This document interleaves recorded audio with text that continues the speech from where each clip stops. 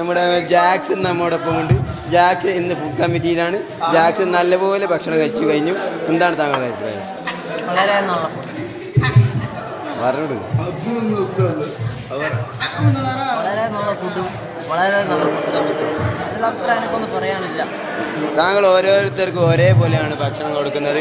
ഒരാൾക്ക് 2 പ്രാവശ്യം അച്ചാറും ഒരാൾക്ക് 2 പ്രാവശ്യം തൈരും കൊടുത്തു എന്ന് പറയുന്നത് കേട്ടോ, ഉള്ളതാണ് ശരിയാണ്? ഒരേ പ്രാവശ്യം കൊടുത്തത് മുസ്താഖ് എന്നൊരാൾക്കാണ്. എൻ്റെ അച്ചാറാണ്, എൻ്റെ ചോറിൻ്റെ അടുത്തുള്ള അച്ചാർ, എൻ്റെ വീതം അച്ചാർ അവനിക്ക് കൊടുത്തു. അത് അവനും ഞാനുമായിട്ടുള്ള ബന്ധം. താങ്കൾ ഇത്ര താങ്കൾ ഇത്ര മനോഹരമായി ഫുഡ് കഴിച്ചു കഴിഞ്ഞു. ഇത് നക്കി തുടച്ചാണോ അല്ലെങ്കിൽ തൊട്ട് തുടച്ചത്? ഞങ്ങളുടെ മതം പഠിപ്പിക്കുന്നത് ഇങ്ങനെ കഴിക്കാനാണ്. എന്താണ്, നക്കി തുടച്ചതാണോ?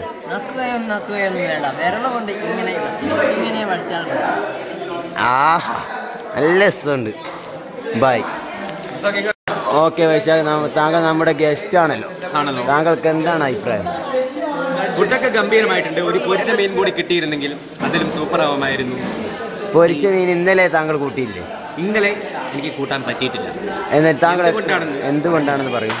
അതായത് ഇവിടെ അടുത്ത് തന്നെ പുഴയുള്ളതാണ്. അതുകൊണ്ട് തന്നെ പുഴ മത്സ്യം കിട്ടാൻ നിങ്ങൾക്ക് വളരെ എളുപ്പമാണ്. ഒരു ചൂണ്ടയിട്ടാൽ പോരെ, എന്തുകൊണ്ട് ചെയ്യുന്നില്ല? അത് വരുന്ന അതിഥികൾക്ക് പുഴമീൻ വെച്ചു കൊടുക്കാൻ എന്താ നിങ്ങൾക്ക് കഴിയാത്തത്? Okay, by.